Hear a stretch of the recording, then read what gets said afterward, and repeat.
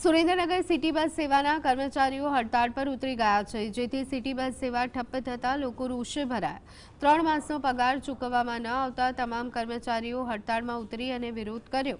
12 કલાક સુધી કામ કરાવી પગાર ન આપી શોષણ કરવામાં આવી રહ્યું હોવાના કર્મચારીઓએ આક્ષેપ લગાવ્યા છે।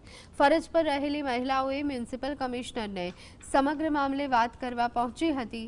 સિટી બસ ઠપ્પ થતા મુસાફરોને હાલાકી ભોગવવાનો વારો આવ્યો। 10 મહિના પહેલા સુરેન્દ્રનગર મહાનગરપાલિકા દ્વારા સિટી વિસ્તારમાં મુખ્યમંત્રી બસ સેવાનો પ્રારંભ કરવામાં આવ્યો હતો, પરંતુ જ્યારથી આ બસ સેવાનો પ્રારંભ થયો છે ત્યારથી આ સિટી બસો છે તે વિવાદમાં રહેતી હોય છે। ફરી એક વખત વિવાદમાં આવી છે અને તમામ જે સિટી બસમાં ફરજ બજાવતા કર્મચારીઓ છે તે હડતાલ ઉપર ઉતરી ગયા છે। એટલે આજે તમામ સિટી બસોના પૈડા છે તે થંભી ગયા છે। ખાસ કરીને વઢવાણથી જોરાવનગર, રતનપર, ધોળીપોર તેમજ અન્ય વિસ્તારોમાં જવા માટે સરકાર દ્વારા સિટી બસો તો શરૂ કરવામાં આવી, પરંતુ કર્મચારીઓને છેલ્લા 3 મહિનાથી પગાર ચૂકવવામાં ન આવતા તમામ કર્મચારીઓ હડતાલ ઉપર ઉતરી ગયા છે અને આ સિટી બસો બંધ કરવાની નોબત છે તે હાલ સર્જાઈ જવા પામી છે। રતનપર બાયપાસ રોડ ઉપર આવેલો સીએનજી પંપ છે, ત્યાં તમામ બસોનો ખડકલો કરી દેવામાં આવ્યો છે।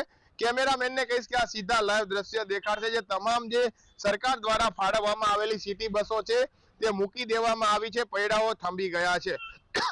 3 મહિનાથી પગાર ન ચૂકવવામાં આવતા કર્મચારીઓમાં પણ રોષ જોવા મળી રહ્યો છે।